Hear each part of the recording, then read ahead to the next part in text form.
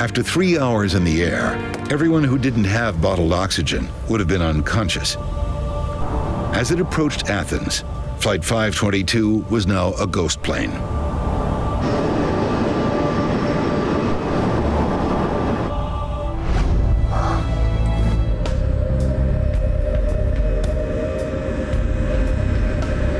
Tuesday, August 2nd, 2005, Charles de Gaulle Airport in Paris.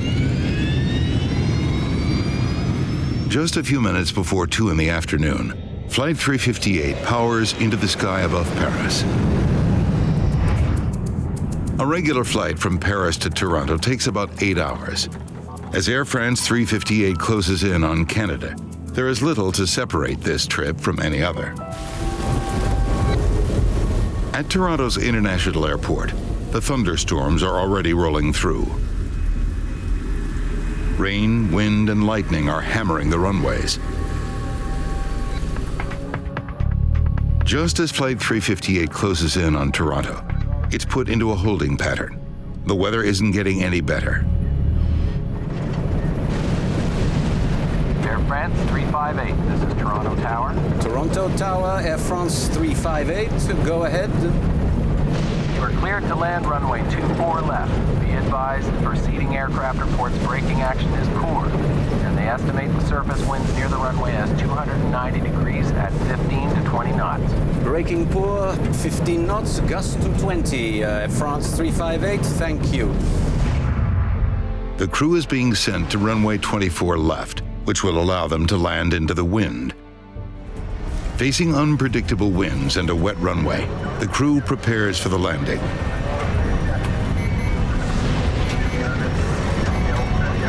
Select auto brakes to medium. Medium is set. Landing. Autopilot, auto thrust off. At 2 minutes after 4 o'clock, Air France Flight 358 roars over the beginning of the runway. Then, moments after touching down, still traveling at 90 miles per hour, Flight 358 runs out of room.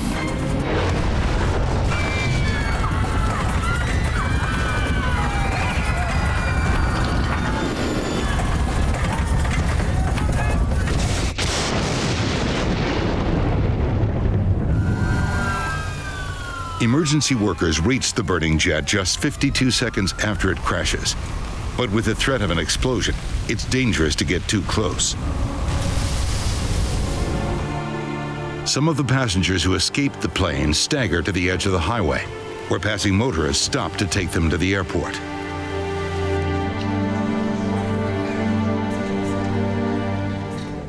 As people are brought in, airport employees struggle to account for all the passengers and crew. Relatives wait desperately for any news. Finally, hours after the crash, passengers are reunited with their families. It takes hours to confirm, but by early evening, Air France and the local airport authorities can make the incredible announcement. Remarkably, every single passenger and all the members of the crew of Flight 358 have managed to escape the burning wreckage of their plane.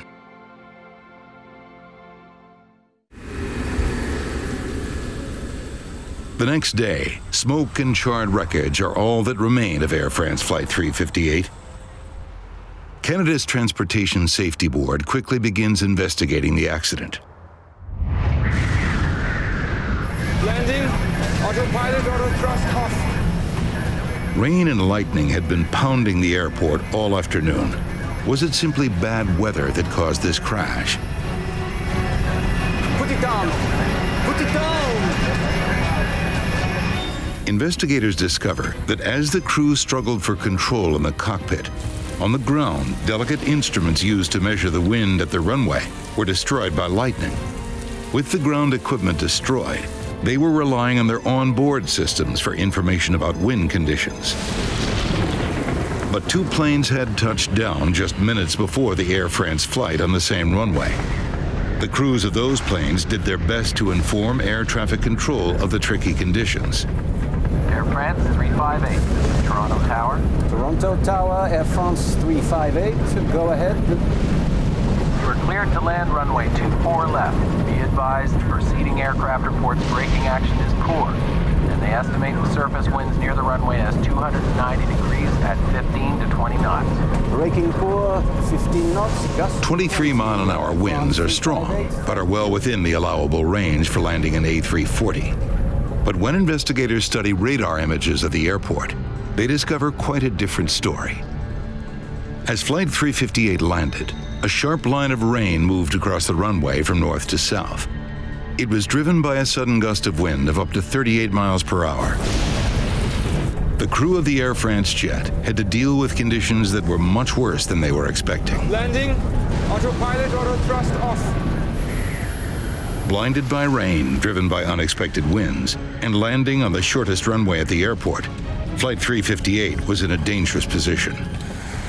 But even in bad conditions, even on a short runway, the crew had more than 9,800 feet in which to land their plane. It should have been enough. To find out why it wasn't, investigators looked to the past. In 1999, an eerily similar accident took place in Little Rock, Arkansas. Oh, I can't see it. Way off. Struggling with unpredictable weather, the crew of an American Airlines jet landed their plane only to have it skid off the runway.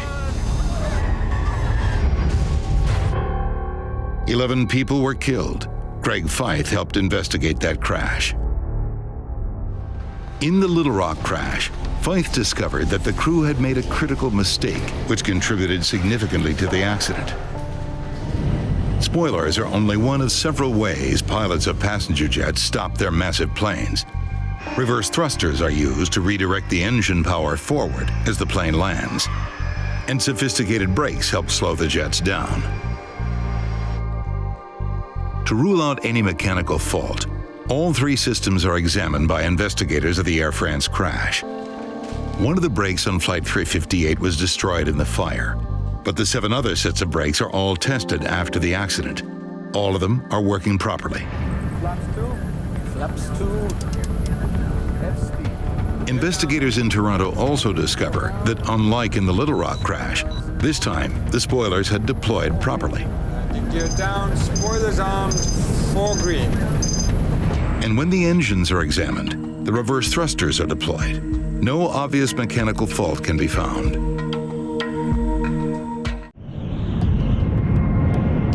June 24th, 1982.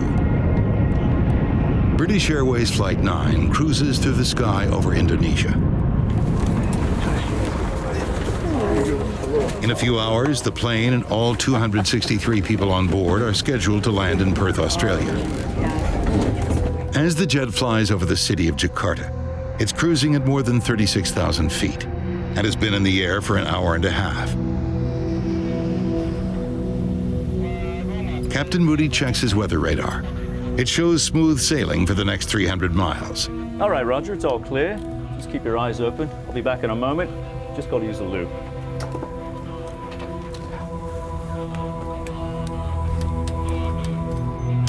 In the cockpit, the flight takes an unsettling turn. St. Elmo's fire? I don't think so. It's not moving the way it should. St. Elmo's fire is a natural phenomenon that's sometimes seen when planes fly through highly charged thunderclouds, but there aren't supposed to be any thunderclouds tonight. When did it start? Or just after you stepped out. Anything on radar? No, it's clear, not a cloud. Oh my lord, look at engine 4! It's lit up somehow. Captain, have a look at number 1. It's the same on my side. None of the crew have ever seen anything like this before, but the light show is just the beginning. Their bizarre flight is about to take a terrifying turn for the worse. The 747 is more than 6 miles above the ocean. Its engines appear to be burning. The 747 has plenty of fuel, yet somehow all 4 of the jet's engines have completely stopped working. Roger, declare emergency. Mayday, mayday, mayday, Speedbird 9. We have lost all 4 engines out of 370. Mayday, mayday, mayday, Speedbird 9. We have lost all 4 engines out of 3. With no engine power and no idea what has crippled their plane, British Airways Flight 9 begins falling from the sky. Jakarta Control, Speedbird 9. We have lost all 4 engines, now out of 360. First Officer Roger Greaves issues a mayday, but he has trouble getting his message across. Have you got a problem? Jakarta Control, Speedbird 9. We have lost all 4 engines. Repeat, all 4 engines. Now descending through flight level 350. Speedbird 9, you have lost number 4 engine? This idiot doesn't understand. Jakarta Control, Speedbird 9. We have lost all 4 engines. Repeat, all 4 engines. Now descending through flight level 350. 4 engines. Only when another plane nearby relays the mayday call do controllers in Jakarta Now understand. descending through flight level 350. Speedbird 9, all 4 engines out. Understood. Standing by. As far as the crew knows, no 747 had ever lost power to all of its engines before. The crew has to find out why it's happening now. While not built for gliding, even without its engines, a 747 can travel forward 9 miles for every half mile it drops. With no power, Flight 9 has started a long, slow fall. Some 6 miles above the ocean, the crew has less than half an hour before they smash into the sea. In the cockpit, the flight crew is relieved, but also concerned that they might be at fault. Every time, because it's going to come back to us. The damage to the 747 is extensive. From the outside, the crew realizes that their windshield has been deeply scratched. They see bare metal showing through where the paint has somehow been stripped away, and they still have no idea why any of this happened. The engines were manufactured by Rolls-Royce. Their investigation is led by a former Rolls-Royce engineer, Malcolm Grayburn. We did do a forensic analysis of the engines, and we did record it all in terms of photographic analysis, and also we did a lot of laboratory analysis. Grayburn discovers the engines were choked with fine dust, pieces of rock and sand. When it was closely studied, they learned that the debris was clearly volcanic ash. Days after their harrowing flight, the passengers and crew learned that the night they were flying, there had been a major eruption of the Mount Galunggung volcano, located just 100 miles southeast of Jakarta.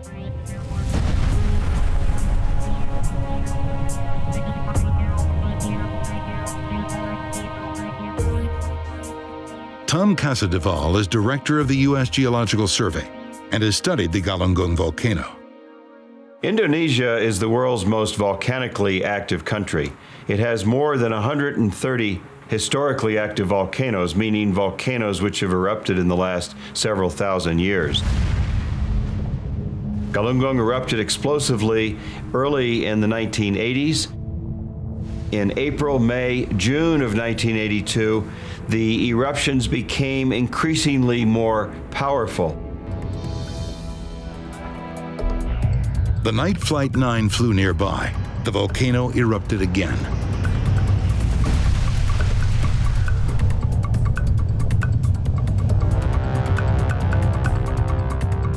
As the ash cloud rose more than 49,000 feet into the night, winds pushed it to the southwest, right into the path of British Airways Flight 9.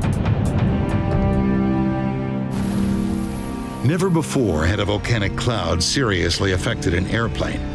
Could the ash have crippled this flight?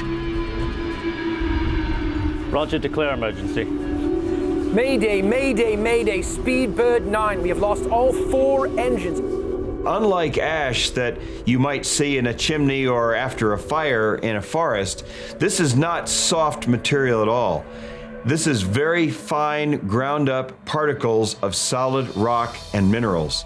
This material is very, very abrasive. It's very angular in shape. If you were to see it under a microscope, you would see very sharp angles. And so that's what caused the abrasion. In addition to sandblasting the windshield and all the leading edges of the plane, could the ash cloud explain all the other strange phenomena the passengers and crew had experienced?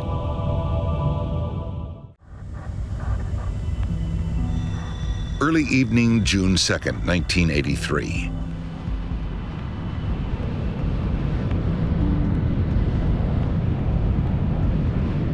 Just before 7 o'clock, the plane is a little more than halfway to Toronto. What was that? 3 circuit breakers have popped out.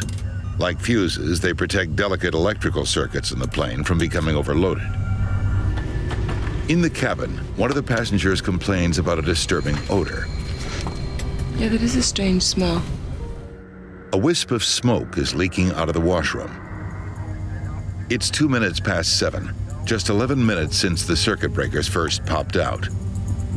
Laura Kayama brings Captain Cameron the disturbing news. Excuse me, Captain. There's a fire in the washroom in the back. They just went back to go put it out. You want me to go back? Yeah, go. A fire on board an aircraft is one of the worst situations any crew can face. The plane is some 6 miles high. What starts as a spark can turn deadly in a few short minutes. But at the moment, Cameron doesn't know how bad the situation is.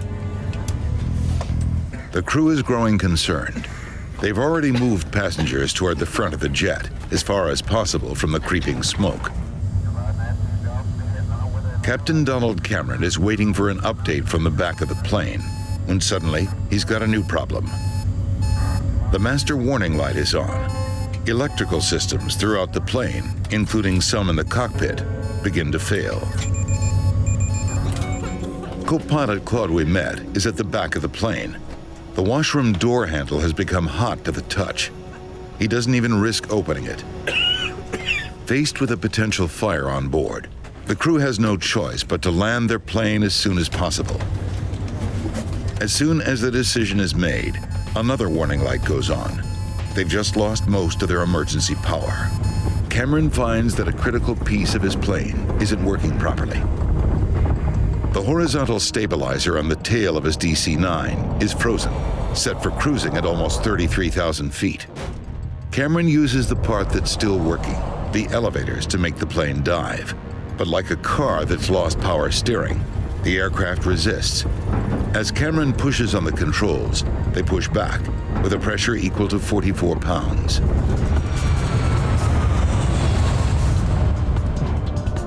Squinting through the smoke, the crew of Flight 797 lands hard. At 20 minutes after 7, the Air Canada plane is on the ground. It's less than 30 minutes since the first sign of any trouble on board Flight 797. The cabin is pitch black and burning hot.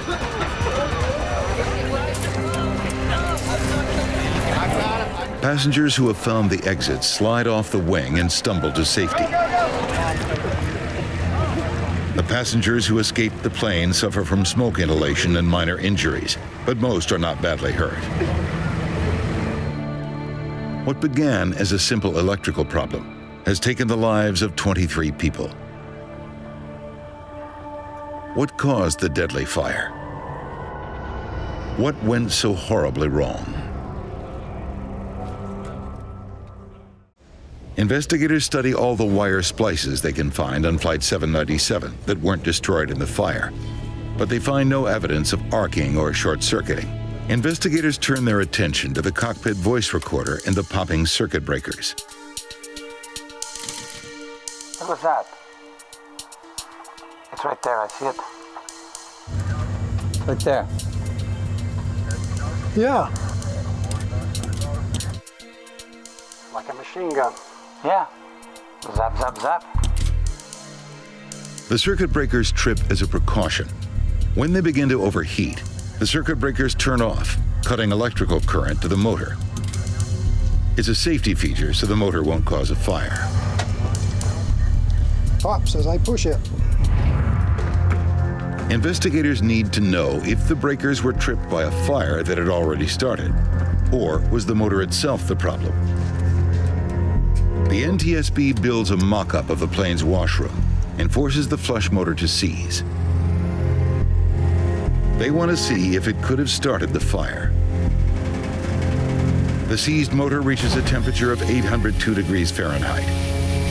It's hot, but it's not enough to ignite parts of the washroom around the motor.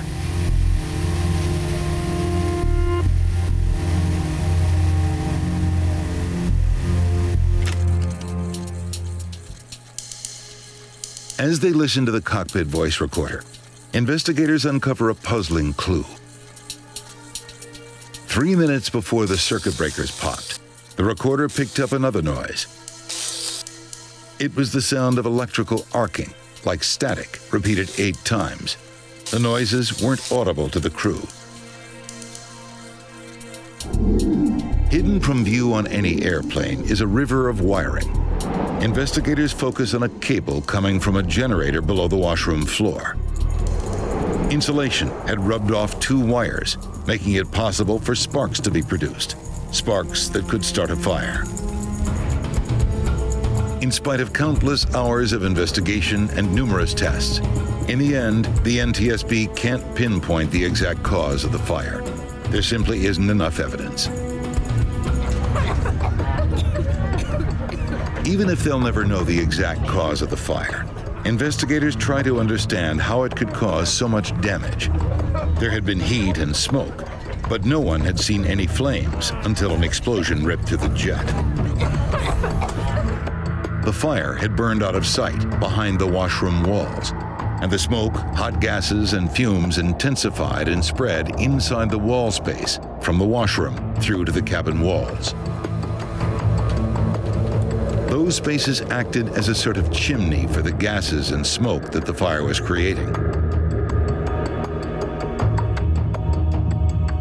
Although the fire remained concealed behind the walls and ceiling panels, the smoke and hot gases entered the cabin through every seam, gathering in the upper space in the cabin and pressing down on passengers. When the doors were opened during the evacuation, an unlimited supply of oxygen was suddenly available to feed the fire. The more intense the heat, the more oxygen-hungry a fire becomes. The gases ignited with the force of an explosion.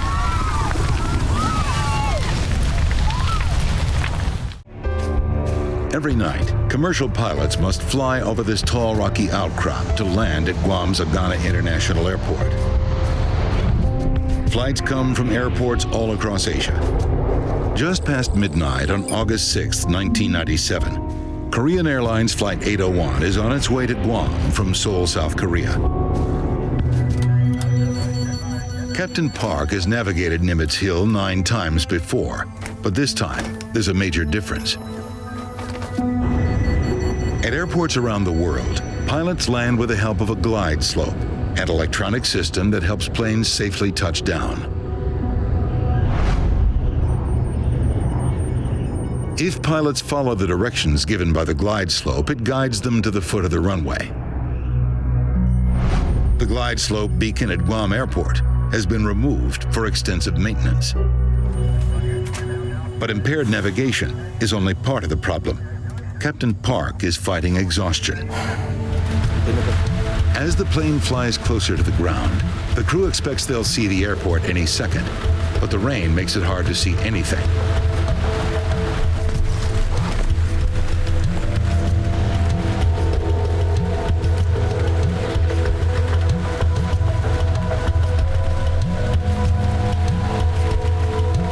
Isn't the glide slope working? Wiper on. Then a computerized voice fills the cockpit. It's the ground proximity warning system, which tells the crew they're just 500 feet in the air. But they still can't see the runway.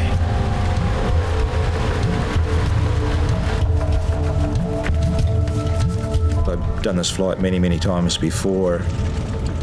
And when I estimated we're about 30 seconds from landing, I bent down to put my shoes on. 200. The plane is now just 200 feet above the ground, but still the crew can't see the runway. They're quickly running out of time. Let's make a missed approach. Not in sight. Not in sight. Missed approach. Go around. Go around. Perhaps.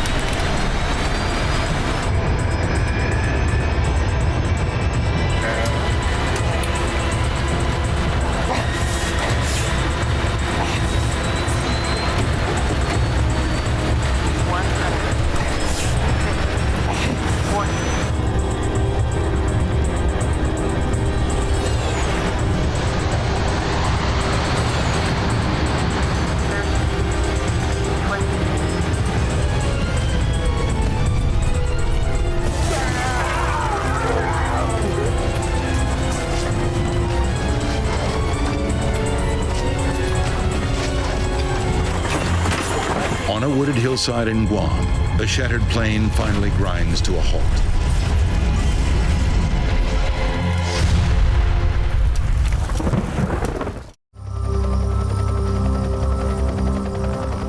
It's not until the dawn finally comes that rescue workers can see the extent of the damage. The plane has spilled down the mountain and broken into several large pieces. Only 26 people survived the disaster.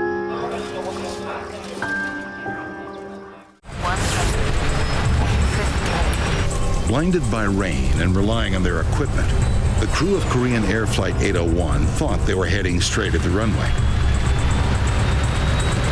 When they realized something was wrong, it was too late. As the investigation continues, Fyth and his team make a startling discovery. Equipment that would have given the crew more time to react had been disabled on purpose. The final accident investigation report is published more than 2 years after the crash. It lays blame on the Korean Airlines training methods and the crew's over-reliance on the jet's automation. But it also has sharp words reserved for the FAA, the body that regulates air travel in the United States.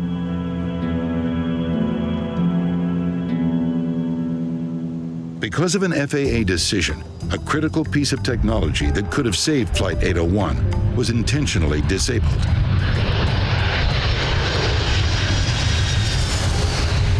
The Minimum Safe Altitude Warning System, or MSAW, is a standard piece of equipment at major American airports.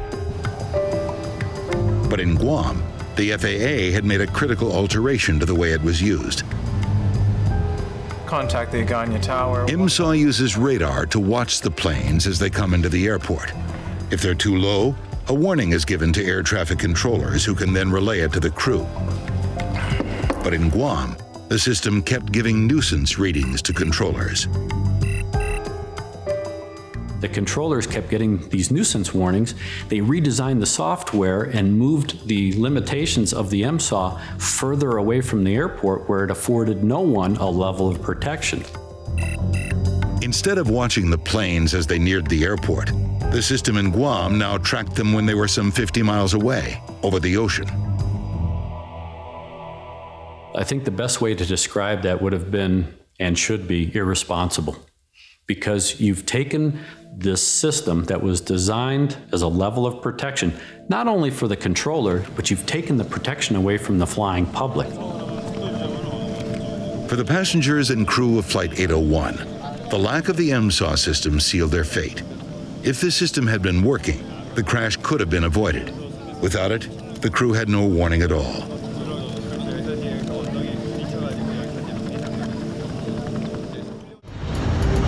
Colorado Springs Municipal Airport, Air Traffic Controller James Rayfield is ready to bring Flight 585 in.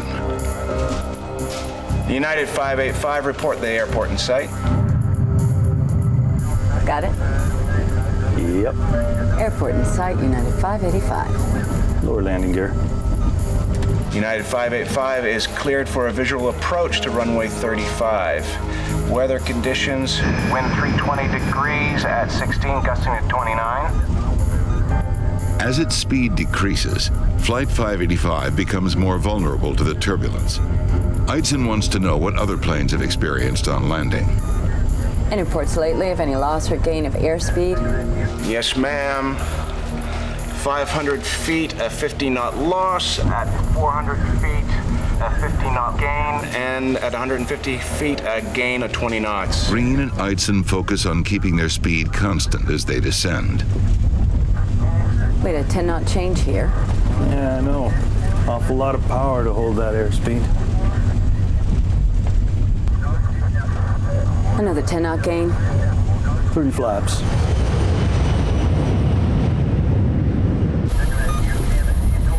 As the aircraft closes in on the airport, the ride gets even bumpier. Wow. We're at 1,000 feet. Then, without warning, the 737 starts to spin out of control. Oh, God's sake!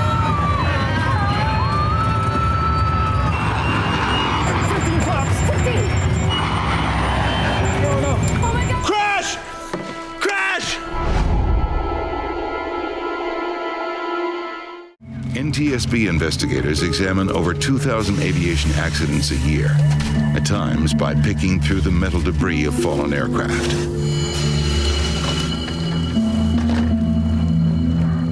While coroners mark the location of human remains in red, NTSB investigators mark scraps of metal in yellow, looking for clues to help them solve the mystery of Flight 585.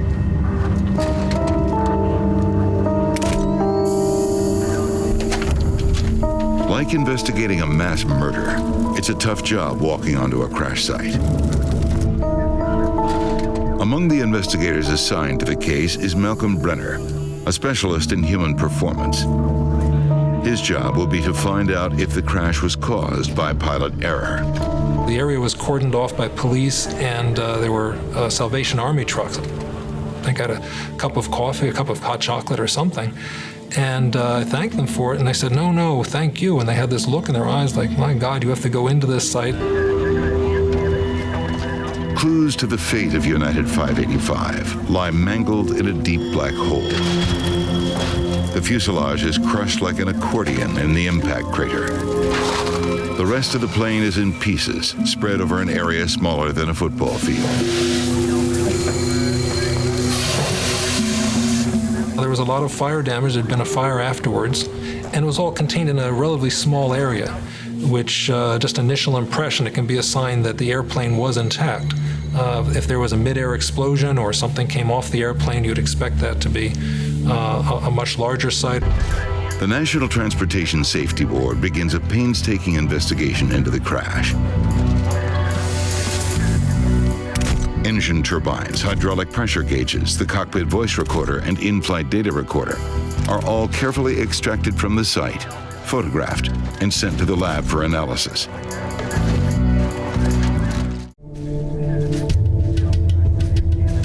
Auckland Center, Dynasty 006. We're declaring an emergency. We request a direct route to San Francisco. Well, they cleared all the other airplanes out of the way. They gave him clear runway, so nobody was waiting. Didn't have to wait for anybody else. He went straight in for a landing.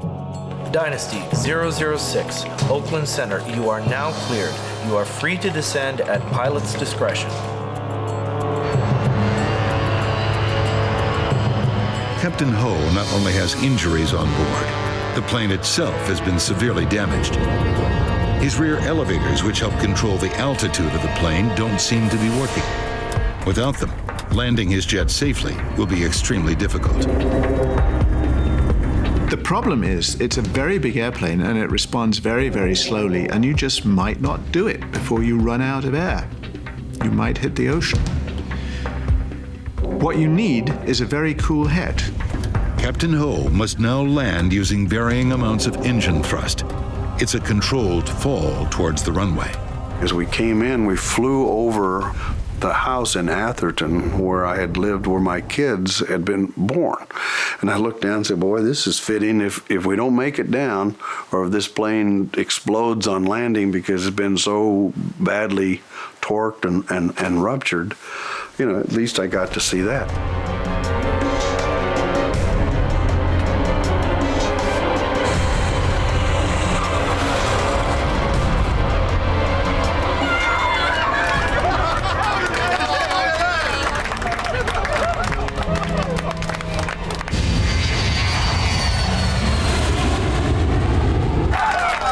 He made one of the best landings I've ever seen. I mean, it was just perfect touchdown. Ladies and gentlemen, this is Captain Ho speaking. Wishing you a safe journey. I hope you enjoyed our uneventful flight. Thank you for flying China Airlines. We hope you fly with us again. The cockpit voice recorder is sent to Washington, but it's designed to tape over itself every 30 minutes. None of what happened in the cockpit during the terrifying plunge from the sky remains. Without a cockpit voice recorder, we had to reconstruct what the crew said and how they interpreted things and what was going on in the cockpit to the best of our abilities with the other data that was available to us. A record of the plane's instrument activity during the flight has been captured by the flight data recorder. But again, the team runs into a problem. The flight data recorder experienced unprecedented stress during the dive. There were electrical interruptions too, which caused gaps in the recording. Investigators begin with what they do have. Passengers and crew report that just before the failure of the jet's fourth engine, the plane flew through unexpected turbulence. Had this caused the engine to fail?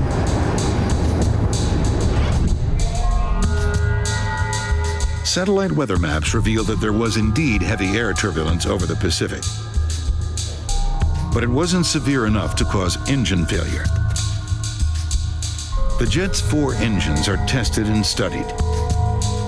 Even after the horrific dive to the sky, they're found to be in working order. However, given the previous history of problems with Engine 4, it receives particular scrutiny. The wear on a small throttle valve trimmer is measured. It's worn down by only 4 1/1000ths of an inch, but that's enough to restrict the fuel flow to Engine 4. Investigators determined that at 39,000 feet, Engine 4 did indeed deliver weaker than normal thrust. It's known as a hung engine. The aircraft logbook reveals that Engine 4 had been written up on 2 previous occasions just the week before. But after weeks of investigation, the NTSB concludes that the engine didn't need to be replaced.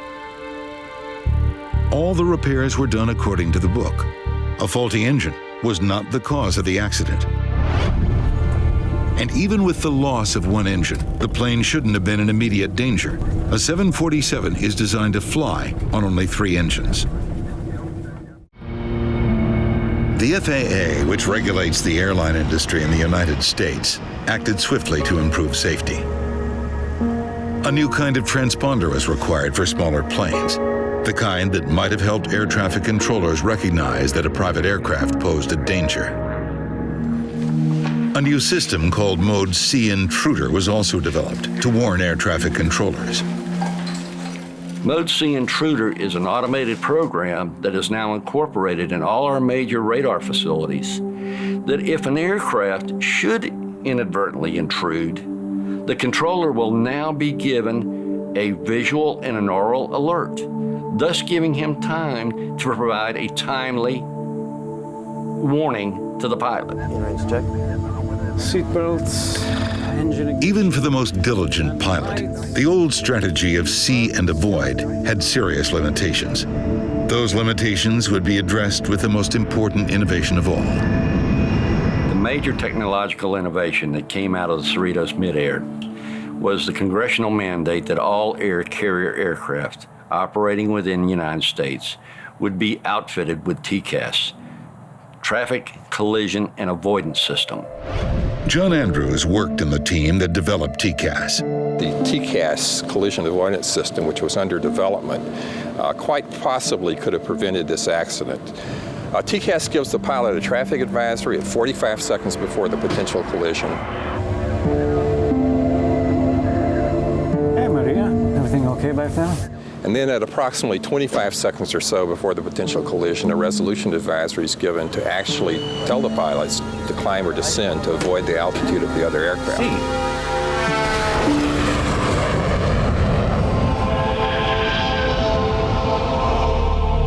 Today, commercial airlines around the world use TCAS.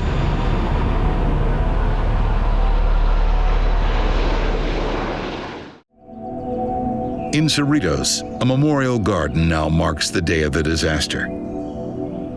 Mary Wong has since remarried, but the pain of returning home that day will never go away. There's nobody here. The house is empty.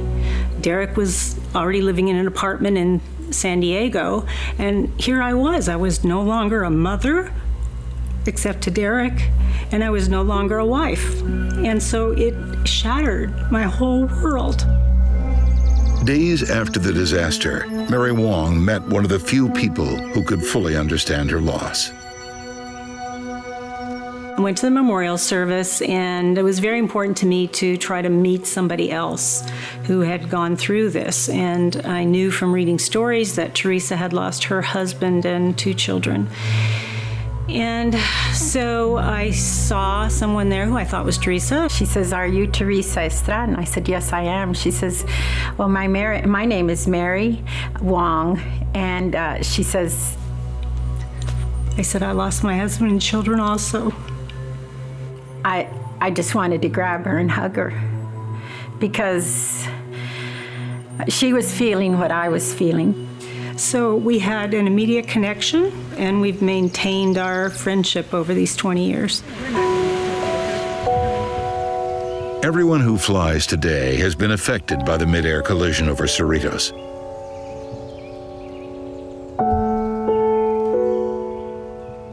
The disaster led to historic improvements in aviation safety.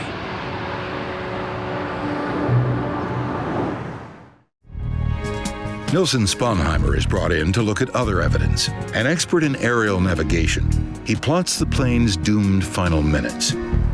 My initial look at the flight track of the aircraft showed a 7-degree bearing error in the final segment of the approach.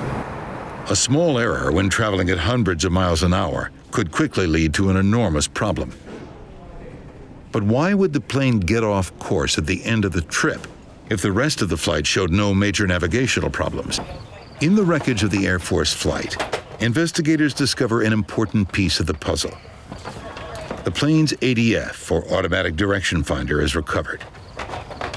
It appears to be working, but only one of the units had been installed in this jet. To perform a proper landing in Dubrovnik, the plane requires 2 ADFs. The device listens to the signals put out by the land-based beacons, but it can only listen to one at a time. Flying with only one ADF, the crew can listen either to the outer beacon at Kolosep or the inner beacon at the airport, but both beacons are needed for a proper approach. That would have required 2 ADF receivers in the aircraft, which the accident aircraft had only one. And only having one ADF restricted their ability to follow the approach accurately. By quickly tuning back and forth between the 2 beacons, the crew can use one ADF to listen to 2 signals. But it would have added stress to an already difficult landing. The Air Force jet wasn't adequately equipped to land at this airport.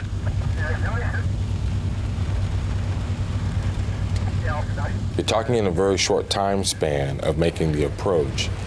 It's going to become rather difficult in trying to dial both to keep listening to the code if you're also trying to search for your course and headings. As he continues to study the path that IFO-21 took, Nilsen Sponheimer focuses on an S-shaped curve in the plane's flight. It's the sort of path a plane would take when looking for a signal from a non-directional beacon. But just when the crew should be looking for the beacon signal, the S-turns disappear. At about 2 or 3 miles inside that final approach fix, for the next 7 or 8, 9 miles, the flight track is perfectly straight. Instead of trusting the navigational system that was in place, even though it was primitive, the crew suddenly seems to give up. And Sponheimer thinks he knows why. Fighting heavy rain and hampered by a single direction finder, Sponheimer believes the crew turned to a newer technology called INS, or Inertial Navigation System, to find the runway.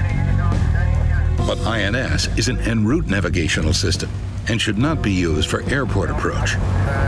An INS system uses gyroscopes to maintain an awareness of how much the airplane turns and banks. After entering a specific geographical position at the beginning of a flight, an inertial navigation system tracks all the turns a plane makes.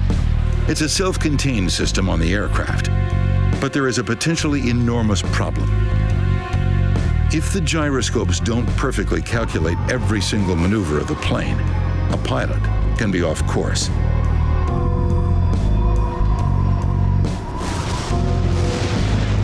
It's not very broken up down there. I can't see through it. Tim? The crew might have thought that switching to this system would help them find their way, but in this case, it might have put the plane dangerously off course. Peter Galbraith is waiting at the airport with Croatia's Prime Minister.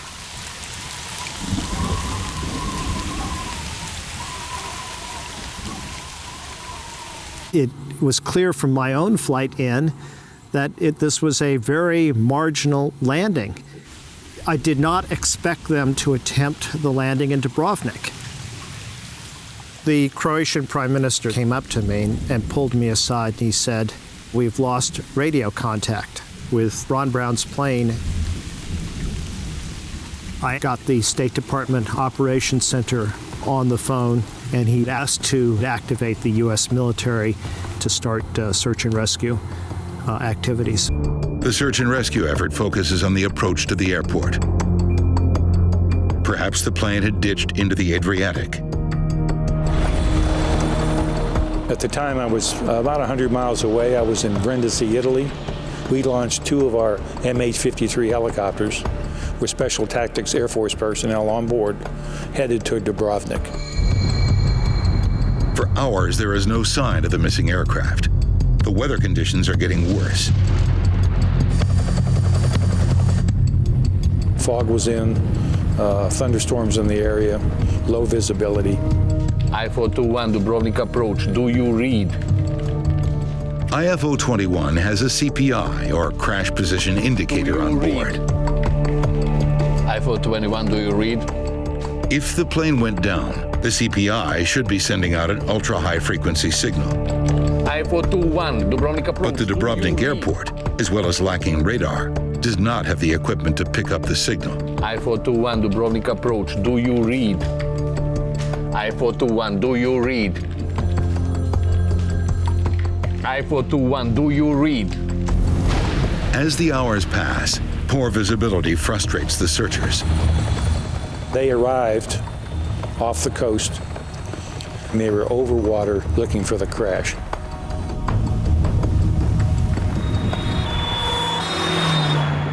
Hours after the plane disappears, police respond to a tip.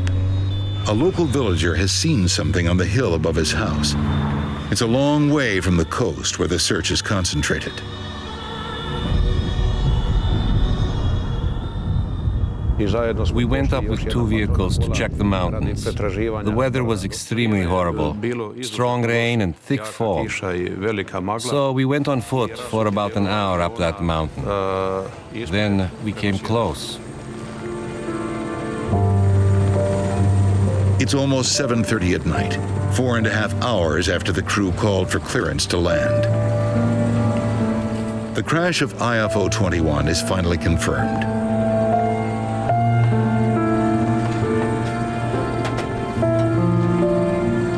The news races from Dubrovnik to America.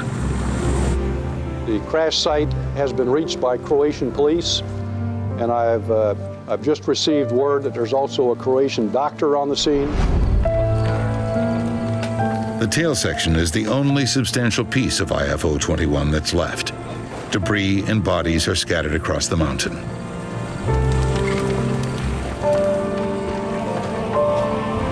No one has survived the crash of IFO-21. The jet climbs through a pitch-black night. Without a moon to light the scene, it's hard for the passengers to see much of anything out their windows.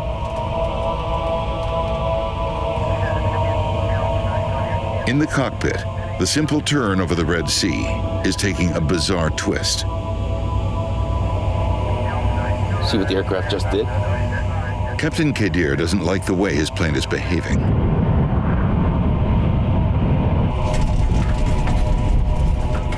Turning right, sir. What? Aircraft is turning right. Turning right? How turning right? The plane is supposed to be turning left on its way to Cairo. Instead, it's turning in the opposite direction.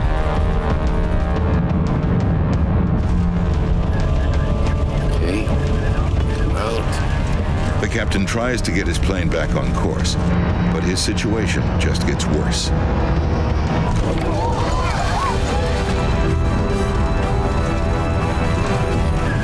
Knowing he's in trouble, the captain tells the first officer to engage the autopilot. Autopilot! Autopilot! But it doesn't work.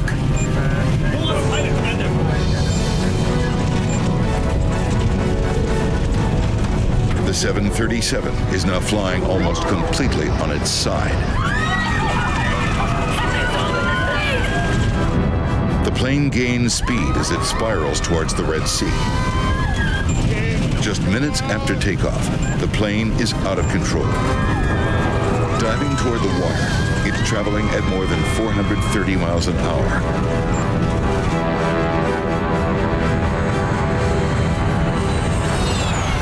Everyone on board can feel the tremendous speed and gut-wrenching turns. The enormous G-forces are making it difficult for Captain Kadir Abdullah to fly the plane. Ashraf Abdel Hamid, the third member of the flight crew, tells the captain to slow the plane down. Retard power! Retard power! Retard power!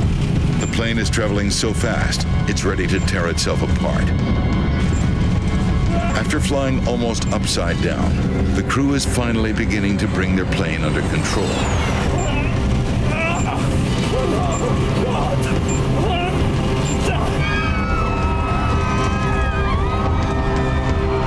Then they gave a ground proximity warning. They're getting dangerously close to the Red Sea.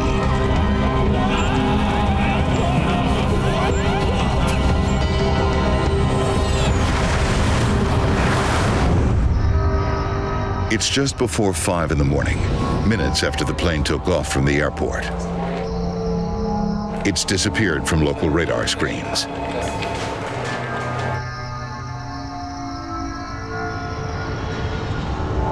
By the time the sun rises, the crash site is found, but there's little for rescuers to do. The plane shattered on impact. There are no survivors. All 148 people on board the plane are dead. Moments before impact, the captain seemed to be back in command of his airplane. If there had been some crippling mechanical problem, why did it seem to disappear?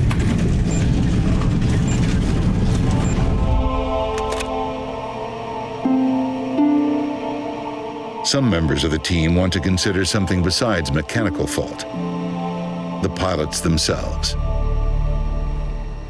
I think the major concern for the United States was that the human factors elements of this accident weren't thoroughly explored. Perhaps the high esteem given to Egyptian pilots was getting in the way. In Egypt, pilots are very respected, and in particular, Air Force pilots are very highly regarded. For the past 26 years, the country's president has been a highly decorated Air Force officer. In an environment like this, the pilot is somewhat immune to suspicion. When something goes wrong, the natural tendency is to blame the equipment. And on this flight, the pilot was a war hero with thousands of hours of experience. Studying the flight data recorders again, the investigators discover something peculiar. Even before the plane's bizarre turn to the right, 3 things all seem to happen at the same time. Instead of a smooth left turn, the plane begins to come out of its turn early. The nose starts to rise, and the plane's airspeed decreases noticeably. But during this time, the pilot says nothing. It seems that he's unaware of the changes to his flight path.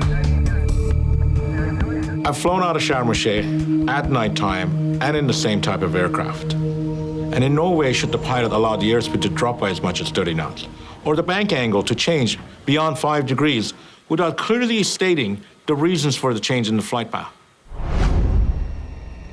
Some investigators consider a provocative theory that might explain this seemingly bizarre behavior. Perhaps Captain Kadir had been affected by vertigo.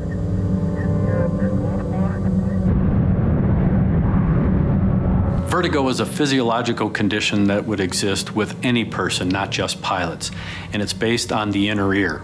over a dark ocean without a defined visual horizon, no ground lights, the pilot may not be able to perceive visually whether he was flying up, down, left, or right. And if the fluid in his inner ear was moving or he tilted his head, that may induce a sensation, a physiological sensation, that may cause the pilot to believe the airplane is flying straight and level when it's actually turning. Egyptian investigators agree that Captain Kadir may have suffered some form of disorientation during the flight. After 3 hours in the air, everyone who didn't have bottled oxygen would have been unconscious. As it approached Athens, Flight 522 was now a ghost plane. The Greek Air Force scrambles 2 of its most sophisticated fighter jets to investigate the Helios plane. Helios 522, do you read? Over. Helios 522, but the pilots aren't getting any response.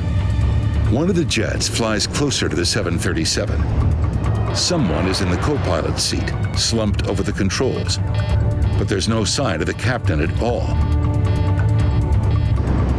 The fighter pilot radios air traffic control at Athens. Athens ACC, there is one figure in the cockpit of Helios 522. He appears non-responsive. Athens ACC, checking the cabin. He can see passengers in their seats, but none of them react to the presence of the jet.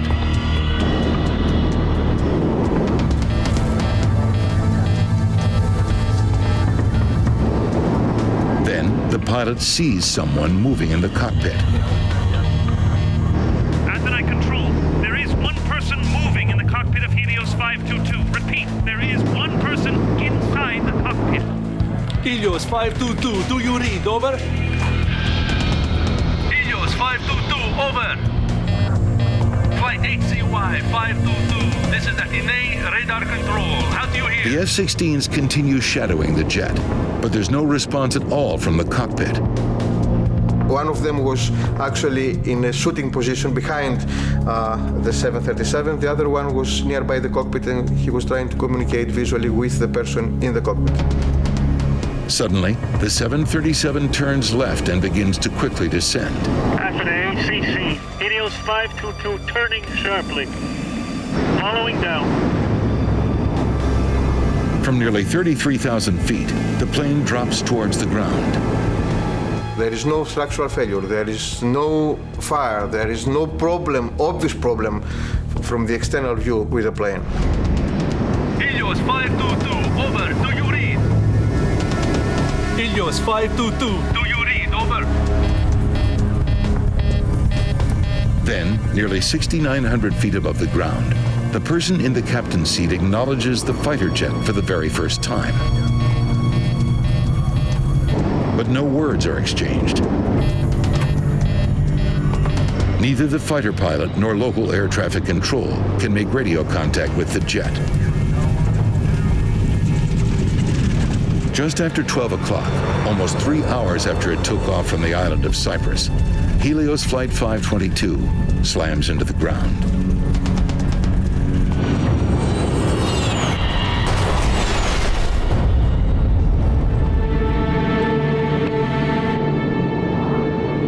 After ACC, Helios 522 is down. Repeat, Helios 522 is down on Grammatico Hill. Over. Fire and rescue workers rush to the crash site. There are no survivors.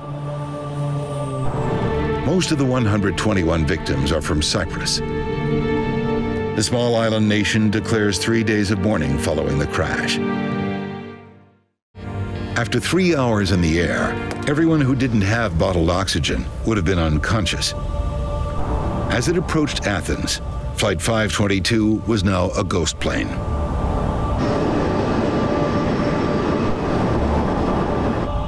Most of the victims, they probably still had heartbeats when the airplane crashed, but almost certainly were in an irreversible coma. Hypoxia is no more painful than falling asleep. But for Andreas Prodromou, the flight must have been a nightmare.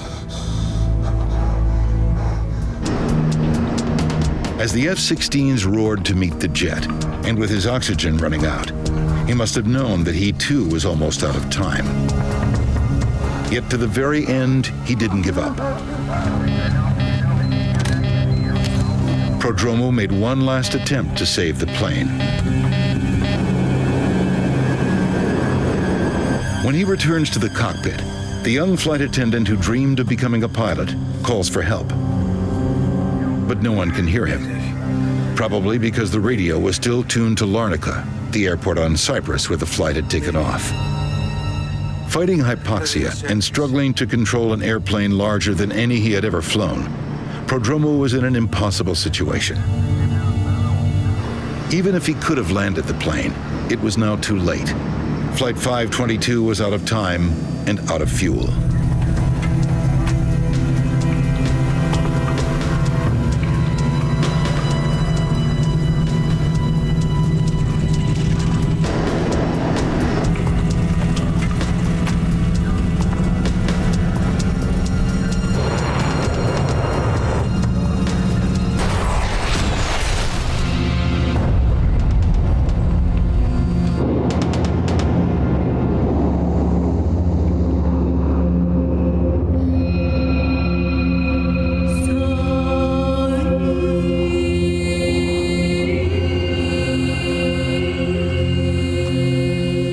Pictures of Andreas in Cyprus, in the cemetery where he and his girlfriend Haris are buried side by side.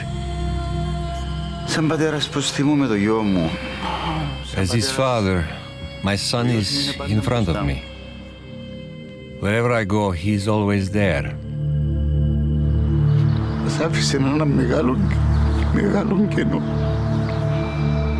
He left a very big gap. We will never get over it.